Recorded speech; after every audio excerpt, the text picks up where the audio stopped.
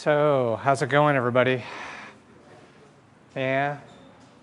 Put your hands up, put your hands up. So, where are we at? We are on a Wednesday. What do Wednesdays mean logistically? I get my courses mixed up. Do we have assignments due on Wednesday in this course? Yeah, okay, good. I'm glad that my memory is not completely verblunged. So hopefully you've got your assignment mostly in hand by now, but I think there's sections today. This is another case, no? Okay, so we're all Monday in this course, okay. There is still some time for office hours, I would hope, if you're having problems with your assignments. Both myself and the TAs might have an extra slot or two available. What else is going down? In this course, I don't think there's anything other than assignments and lecture quizzes. I do want to remind you, I know that there have been a couple of students recently who have gone, oh shit, there's lecture quizzes? I just want to remind you, there's lecture quizzes. They're on Gradescope. They're generally available sometime in the next 2 hours after the end of class. Roughly whenever I have a moment to sit down and write one in 15 minutes, right? And they will be available for 24 hours after that on Gradescope. I would love some feedback on those lecture quizzes. I was actually just talking with the lecturer from before. I think it's a really cool system. It's a new thing this quarter. We haven't had daily lecture quizzes before this in this class. If you like them, if you think they're good in some way, please let me know. If you think they're bad in some way, please let me know. If you don't like saying those things to my face, just a reminder, in the syllabus you will find a link to an anonymous feedback form. Okay? Yeah? Yeah, so this was a question that we've had. Yes, I don't know exactly how many. So there are, roughly speaking, there should be 27 content-carrying lectures in this class. That means 27 lecture quizzes, provided I don't screw up and miss one. Okay? You'll notice in the syllabus it says 24% of your grade. So theoretically, 3 lowest lecture quiz scores are going to be dropped. But that's only if I actually manage to make it through the entire quarter without missing a lecture quiz creation. Okay? But pretty sure there's going to be at least 2, even if I miss one lecture. Okay? At least 2 dropped, probably 3. Yep. Is there a way we can get notified when the quiz comes out? Because it's just kind of like, it doesn't notify us. Yeah. I don't know how Gradescope works that way. Does anybody know of a way to have Gradescope notify you when an assignment becomes available? Yeah? I think unless you link it to a Canvas entry. If you link it to a Canvas entry, then Canvas can send a notification. Okay, so if it's linked to a Canvas entry, Canvas notifications. Okay. I will look into that, because that's my bad, because I can tell you that those are not linked to Canvas entries right now, for sure. I'll look into that, see if we can fix that for you. Thank you for the info. Yeah? You mentioned that you had a couple slots for office hours today to get help with the assignment before the due date.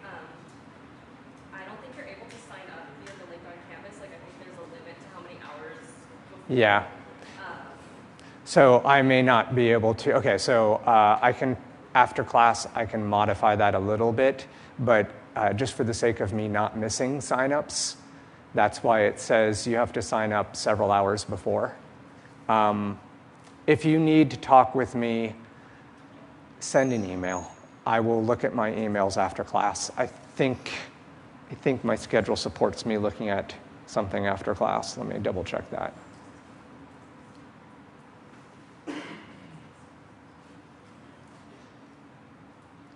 Yeah, I've got office hours, a couple of slots now.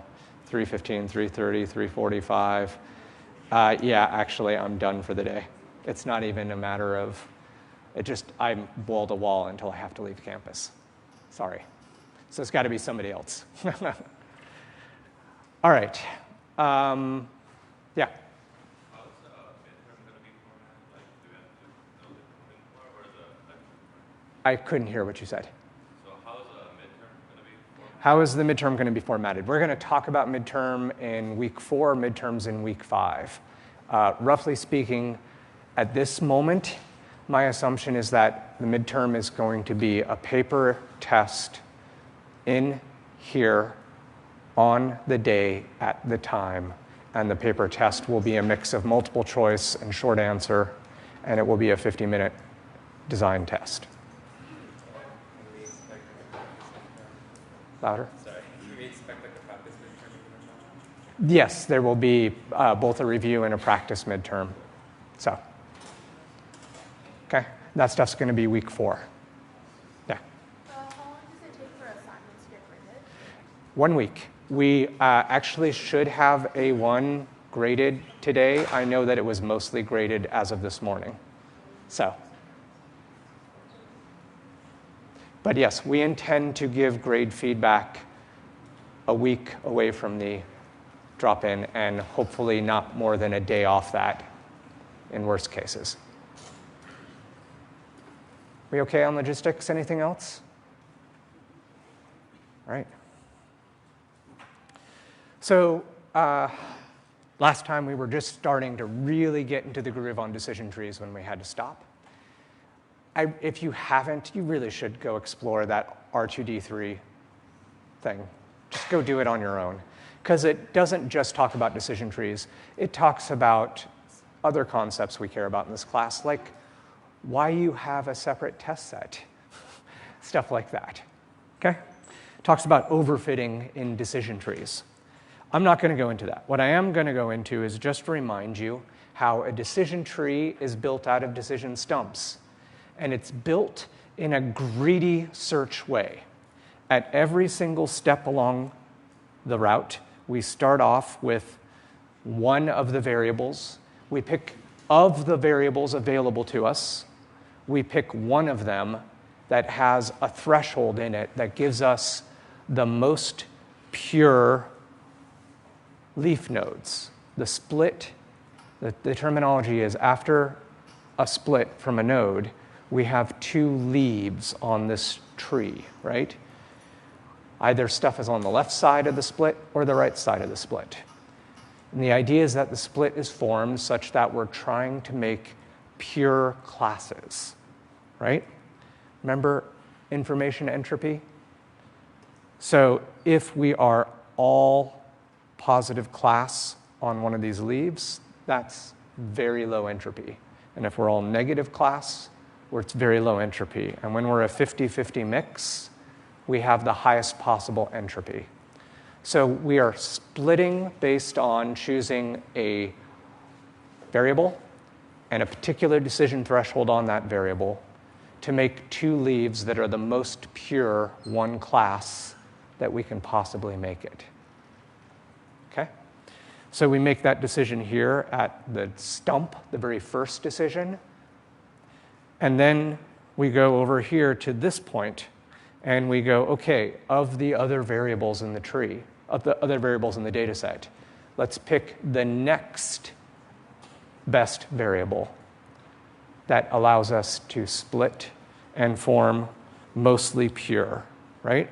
So in this case, this split, after we've split on elevation, and we've split on price per square foot, these 2 leaves, this one is mostly San Francisco, and this one is more New York than San Fran, but it's much less pure than the other node, right?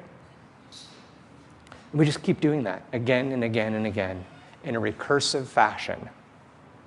Yeah? Wait, so is it by a new variable every time you go down? It's every single decision we make a new split on a new variable. Yep. Okay. And again, notice that the split on, one level down from the stump, if we go left, the choice is on price per square foot. On the right, it's just on price, right? There's different data points right, that went over here, and there's other data points that went over this way. And so we're making our decision on which one to split based on the data points that went each direction. So we're going to make different decisions, even at the same level in the tree. Yeah? When you say split, are you splitting it based off of like a certain threshold? Exactly. If the elevation is 5,000 feet or something like that, Yep. everything above that goes here, everything below that goes You got it. That threshold, remember, the stump algorithm is arg min entropy, right? That's what we're doing. And we're picking, we're picking I and J, or sorry, J and a threshold such that we're minimizing the entropy. Sorry, my notation's bad here. There's an entropy calculation. We're trying to minimize it by picking J and a threshold. And yeah, so that threshold, that J, that variable, and that split threshold, that's literally splitting data points. And some of them go this way, and some of them go that way.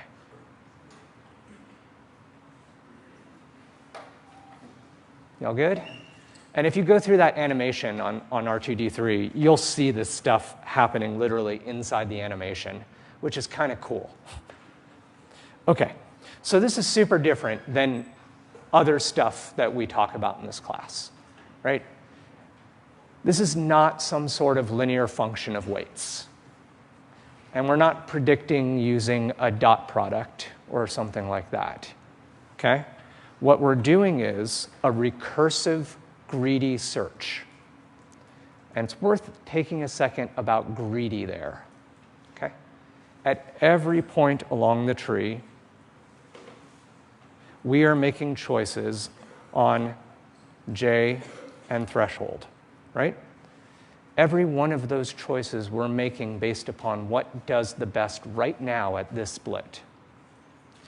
The thing is that after you form a tree, right,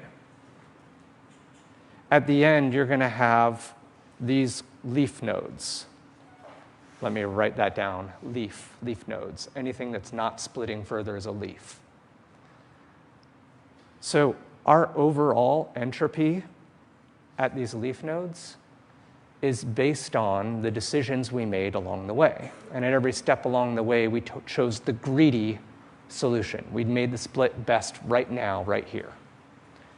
The funny thing is that this is a totally nonlinear thing. The optimum tree with the best entropy at the end of it is not necessarily the one made by greedy decisions. Like, think of, to give you a physical intuition about why that could be true, think of solving a maze. If at every point in solving a maze, if you took the turn that went most directly towards the exit, you wouldn't necessarily make the optimum path through the maze. Sometimes you need to go backwards to go forwards, right? Most problems are like that. Most problems are not going to be solved best by a greedy search. It's just that greedy search is way better than exhaustive search, right? If we're going to make a bunch, we already talked about how just a single decision stump, which is exhaustive search, trying all possibilities, is already computationally bad. But trying all permutations of possible nodes and possible combinations of variable and threshold, that's insane. Like, that is a huge search task for any reasonable sized data set. So exhaustive search is the only way to get truly the optimum.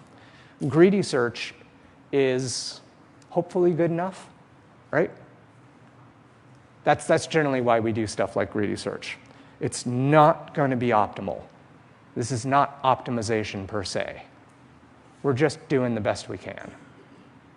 Make sense? Okay. So at prediction time, right, at test time, we just have to make decisions. We just take a data point, and the data point is going to filter through this tree somehow and end up being labeled a particular class based on the leaf node that it ends up in.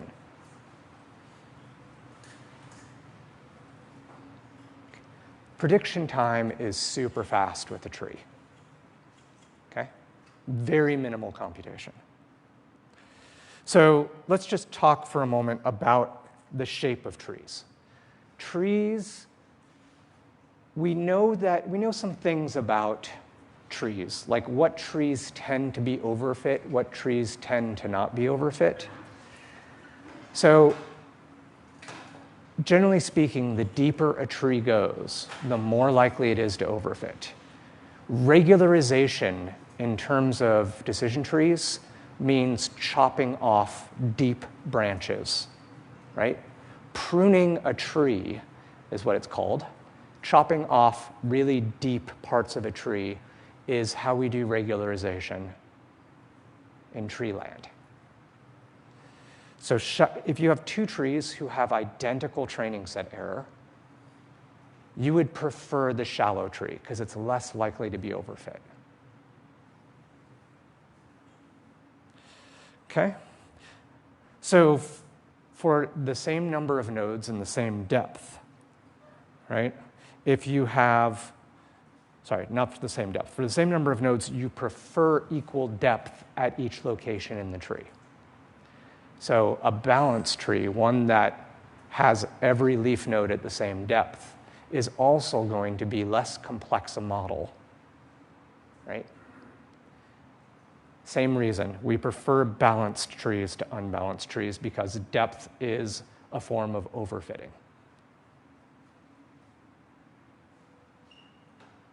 All right, so let's talk about computation. So as I said, doing exhaustive search is insanity itself. We talked a little bit in the pre-video last time about computational complexity. Who here can explain what NP complete is? Anybody want to give a go? Who's had enough computer science? Yeah. It's a problem if you verify the polynomial time, but not computed in polynomial time. That's it. So let's talk for a moment about polynomial time. Polynomial time means literally what it says, right? How big is your problem? How big is your data set? What's the n on that? Okay? Polynomial time means the time to solve the problem is going to be some polynomial of that n. Okay? So if it's, going to be n squared time, or worse, 2 to the n time, okay? N squared is not going to blow up as fast as 2 to the n. But still, even 2 to the n, that's polynomial time. That means that for any finite n, there's a finite time to compute it, right? Now, our definition was a good one here. It's an NP complete problem is a problem that can't be solved in polynomial time. It's going to be effectively infinite time to solve it for large problems, okay? But you can verify the answer in polynomial time. So that means, what's a classic example? Anybody? Classic NP complete problem? I'll go to you if nobody else can run it.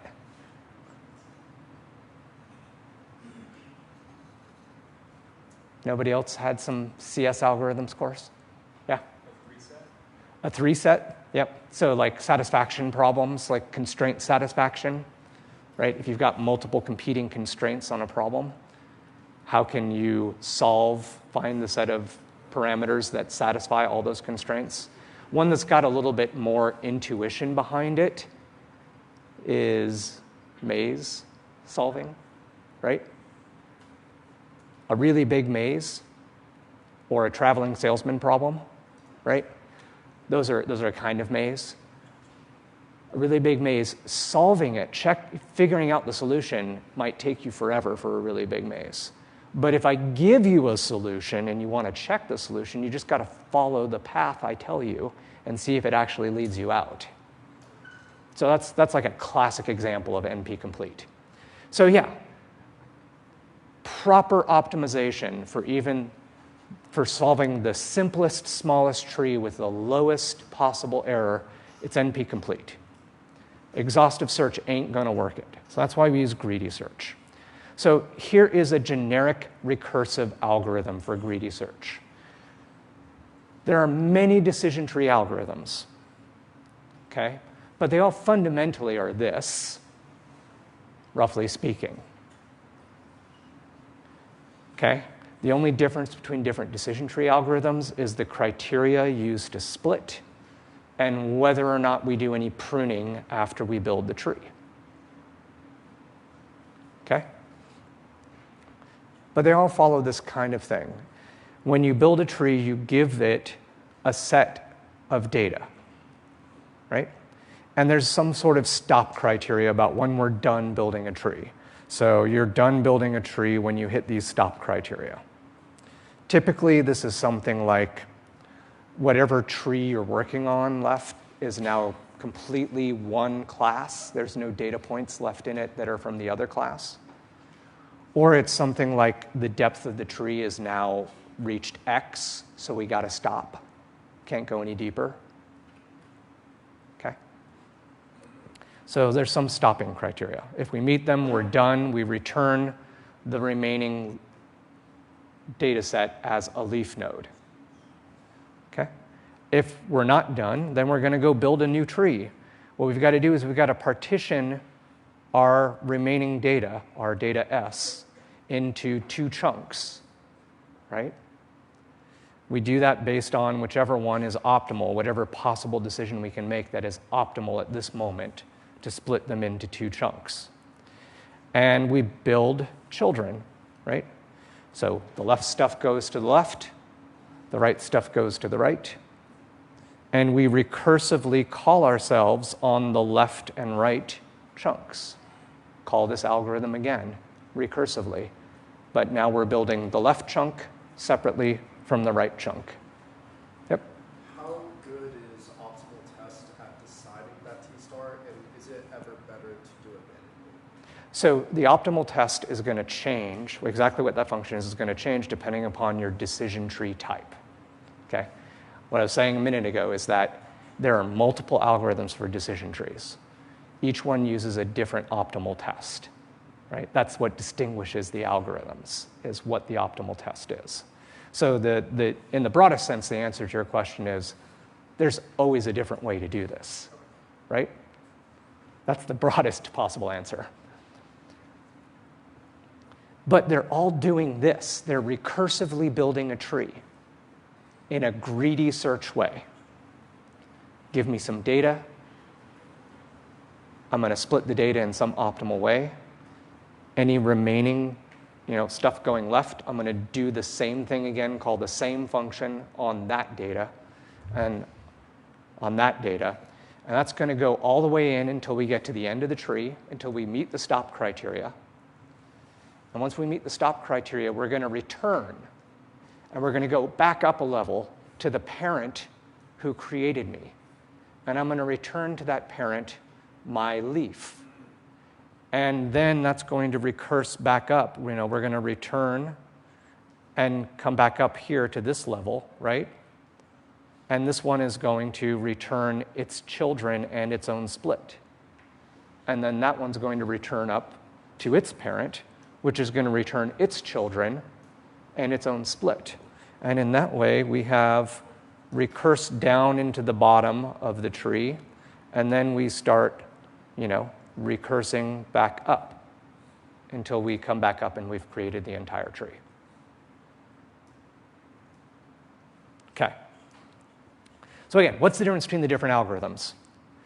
Well, it's just the way they're set up. Are they set up to handle just discrete data types, or are they set up to handle just continuous, or just handle a mix? How are they set up to choose the split, the optimal test? Right? How are they set up to when to stop building the tree? Do they do any kind of pruning after the tree is built, chopping off the super deep branches of the tree for a regularization? So those are the design choices for the different algorithms. So let's talk about the time complexity of what we got. This beast is, so like most tree-like algorithms, and tree-like algorithms exist everywhere in computer science, not just decision trees. They're used because they're reasonably efficient, right? So in this case, if you have n and m, where n is the number of data points, am I doing this right? M is the features, did I get them backwards? I should have put it on the slide. So n is depth, actually. M must be features, or data points, I don't know which. Sorry, what does it say? What am I not reading? Okay, M features, yeah, yep, thank you. So it is M features, and,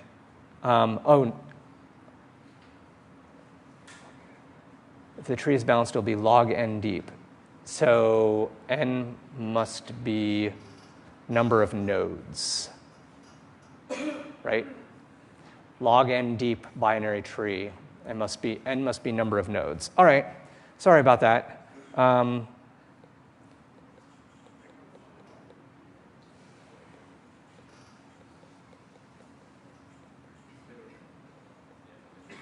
right, so learning. So if the tree is balanced, it's going to be log n deep. So at prediction time, you've got to go down the path from wherever you're, from the root to one of the leaves. So that's going to be a log n operation, right? So it's pretty fast. Yeah.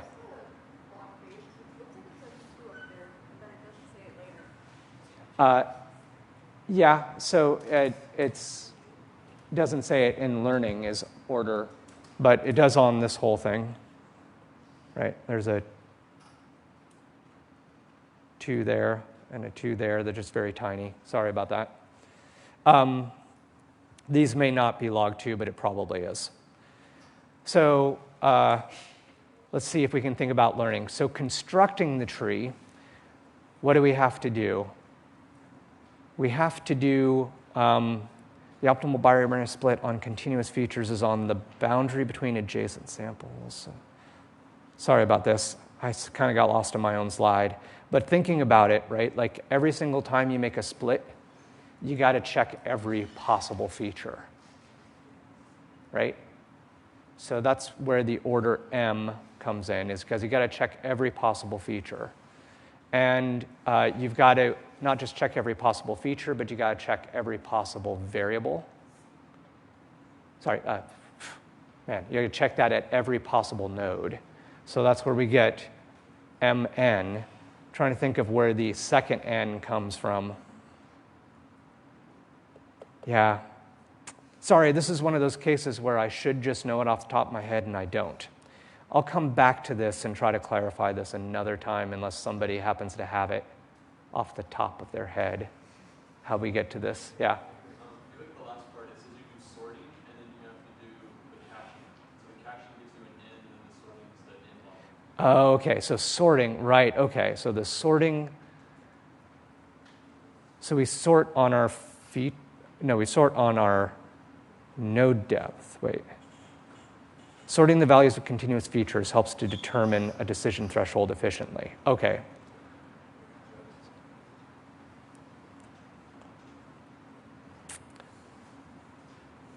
So this n must not be number of nodes. This n must be number of data points, because that's the only way this makes sense.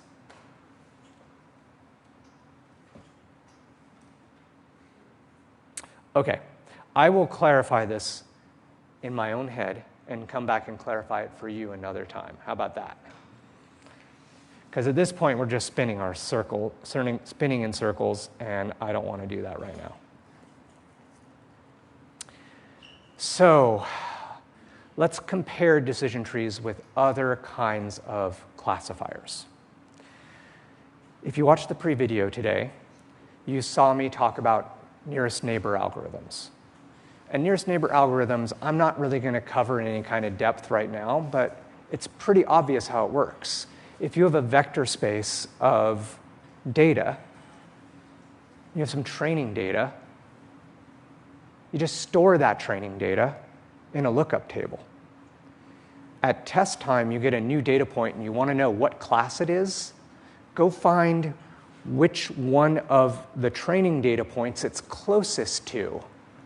And if you're doing one nearest neighbor, you just pick that point's class and you're done, right?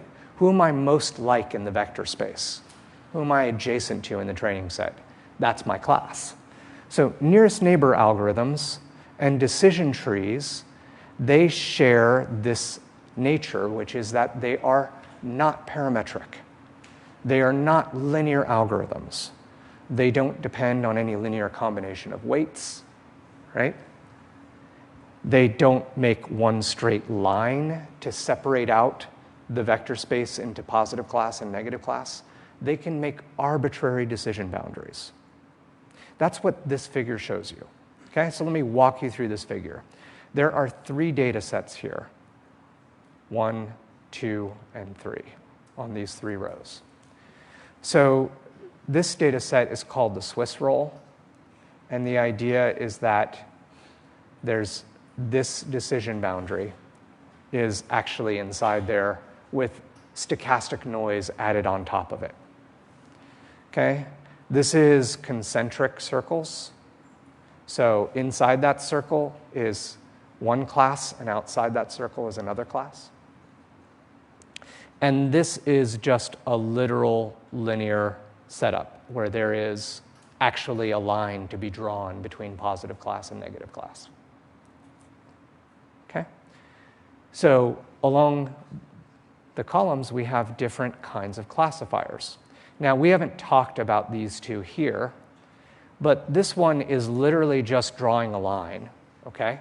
This one is a linear algorithm that assumes a Gaussian distribution of things and draws a line in between 2 Gaussian distributed processes, okay? So, like, this one's always hunting for a line, okay? So what it's saying is, this is the line, this is the line, and this is the line. We're going to talk more about algorithms like this on Friday. But decision trees and nearest neighbors, they don't do that, right? A nearest neighbor, all you're doing is you're saying, oh, you know, if I get a test point right here, who am I closest to? They're negative class. Okay, I'm negative class, right? And that's how the decision boundary you're seeing gets formed there, and that's why the decision boundary is a good approximation in the Swiss roll, because we can just fit anything. Yeah? Might be a weird but is that also why the decision boundary is so small? Because it's the spread of the data that it's looking at is also so small. Exactly, right?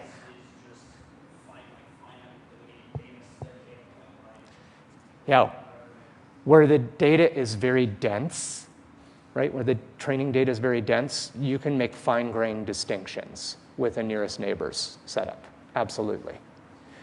Where the data is sparse, well, we're going to talk about that at the end of today if I get fast enough. Yeah? What do the different shades represent? Good question. So the different shades are probability estimates, okay? So deep red is very likely red, and deep blue is very likely blue, and lighter colors are probably red or probably blue, and white is, I don't know.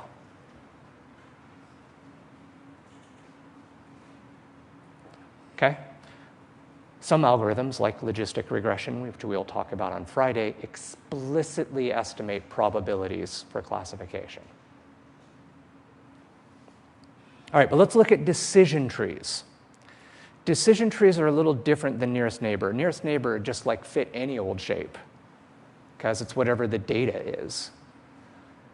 Decision trees can approximate any shape, but they have to do it piecewise linear. Huh? What does that mean? Well, remember that when we make a tree, every one of these things is a threshold decision on a particular variable. So I'm saying x3, if x3 is greater than 12, you're positive class. If x3 is less than 12, you're negative class. Every single node in a tree is a line, is a threshold, greater than 12, less than 12. The combination of all the nodes is a piecewise linear decision boundary formed by each one of those nodes.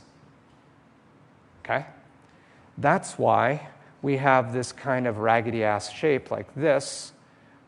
That goes up like that, and then back down like that, and then it goes over here, and then it goes over there, and then it goes over there, and then it goes over there, and then it comes back, and then there's like a little tooth in there that you can hardly see, but I can. Okay? Each one of those lines is a node in the tree. Make sense? So we can piecewise linear approximate any shape. Throw enough lines at it, you can approximate even a very complicated curve, right? And this is why regularization in trees is not letting them get deep. More nodes, more approximation. More approximation to an arbitrary 94th order polynomial, more overfitting, right?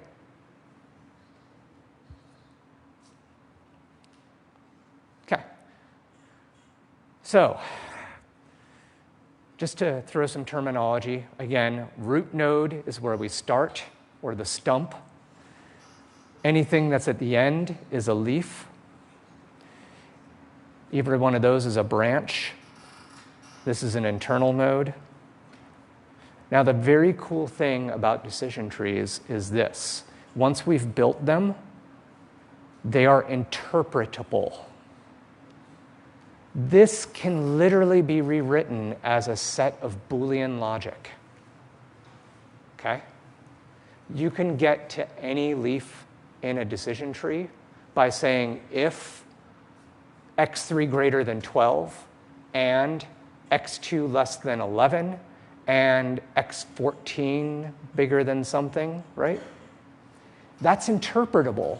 That is a statement on how to make a decision based on the data.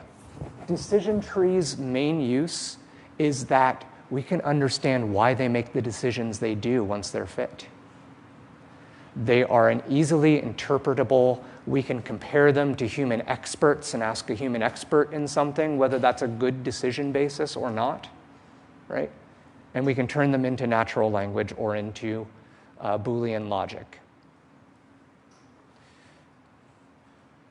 So that's a good, important understanding of why decision trees, in spite of being 1969 technology and machine learning, are still around today, is their interpretability, which a lot of other algorithms don't have. So we can go from a decision tree to a logic rule set. Unfortunately, you can't always go backwards. You can't always go from a rule set into a decision tree, or more to the point, it's multiply realizable. For a given rule set, there's multiple trees that can implement it.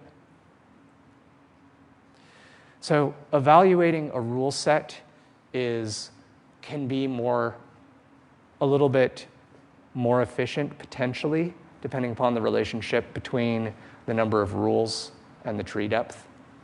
Okay? So sometimes it can be better to turn a tree into a rule set and use a rule set. But rule sets are very expressive, but they are a little bit more prone to overfitting. So let's do one tree end to end in the next 10 minutes. How about that? Quick quiz. Reminder of entropy. Which one, A, B, or C, is the lowest entropy? I'm gonna give you a rest, because you're one of my most interactive students. Yeah. A. Right? Because it's most of the probability mass is in a narrower chunk of the x variable, right? If you get a draw from that distribution, you know pretty much what the x value is going to be. Okay? So here's what we're going to do. We're going to use math. We're going to use entropy. Here's a reminder what entropy is. It's the probability of an event multiplied by the log probability of that event, summed up over all possible events. Okay? So ID3 was the very first machine learning decision tree algorithm. Okay? Decision trees existed before this, but they were hand-built by experts. Right? So it has a splitting criteria. The splitting criteria is this. So do I have this? No. I forget which one of my slides I have. Just remake I as H, okay? Modern notation is that H is how we write information entropy. Back in the 80s, they wrote it with I pretty commonly. But I apologize for the information entropy confusion. What is this gain thing? What is it? It's saying, hey, here I am at a decision point, okay? What is the entropy before I split? Okay? After I split, let's say I split into, most of the time we make a lot of binary trees where there's just two possibilities. We could make any arbitrary number of splits. You don't have to do binary trees.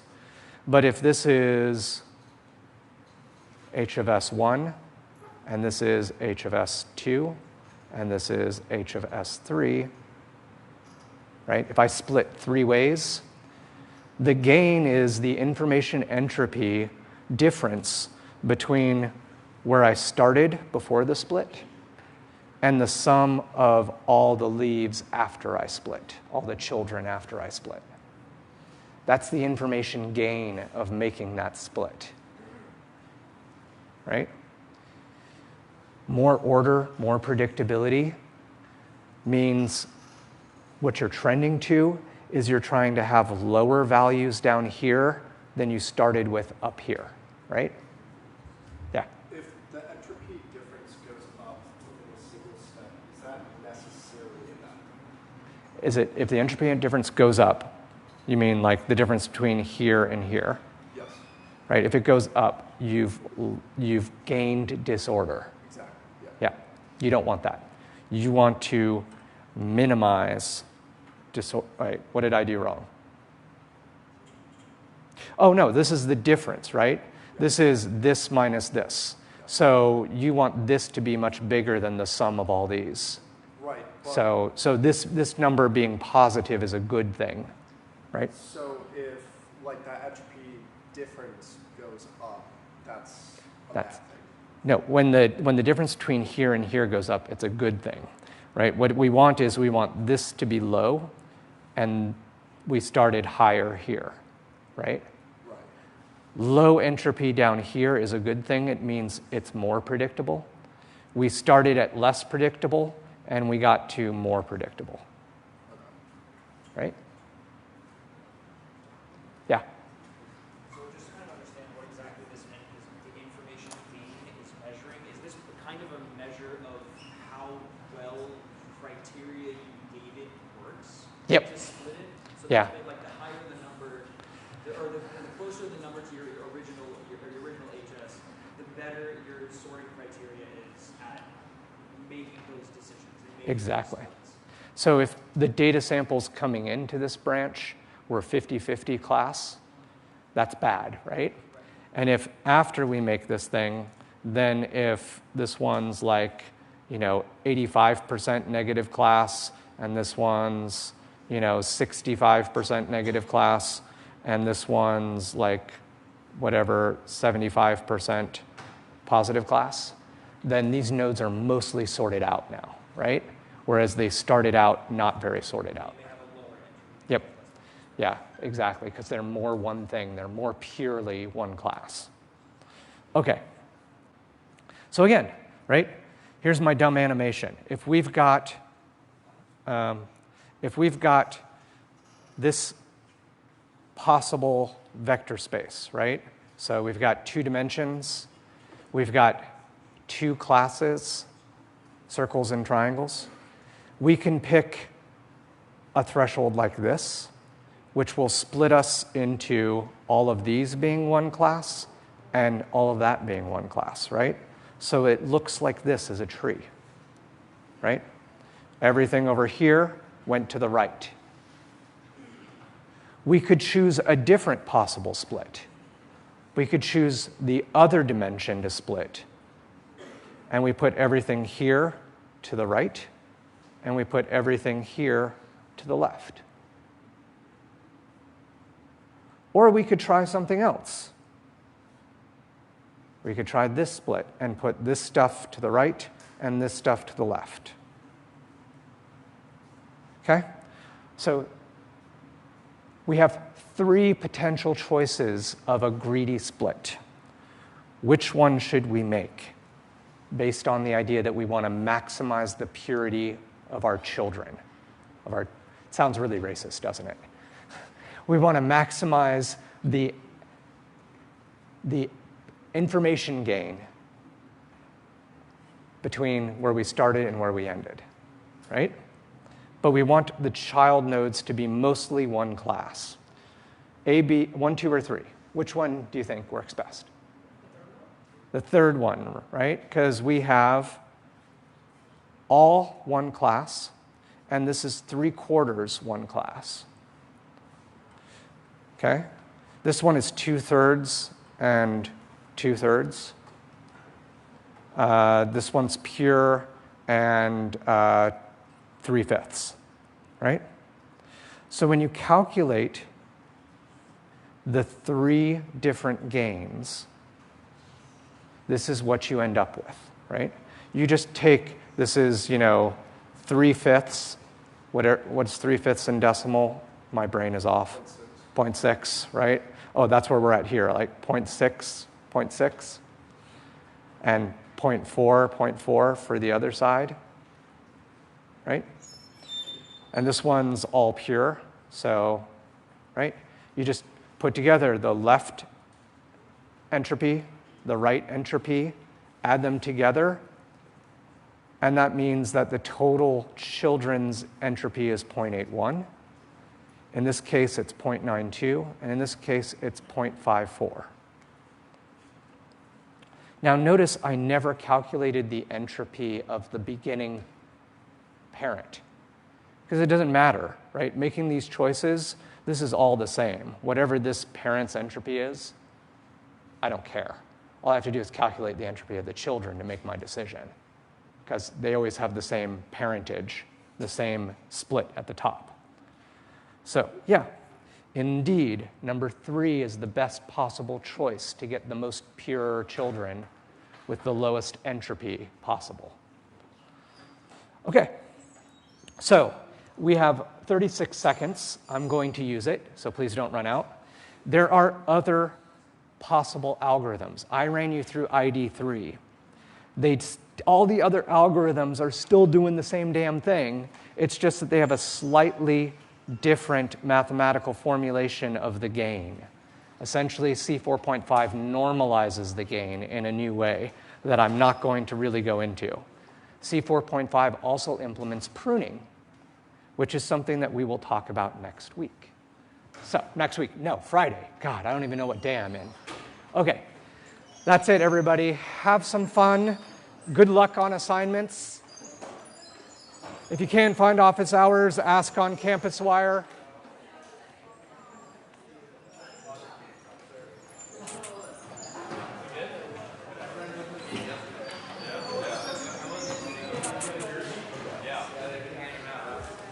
Do. Hey. I have an issue submitting assignment 2, and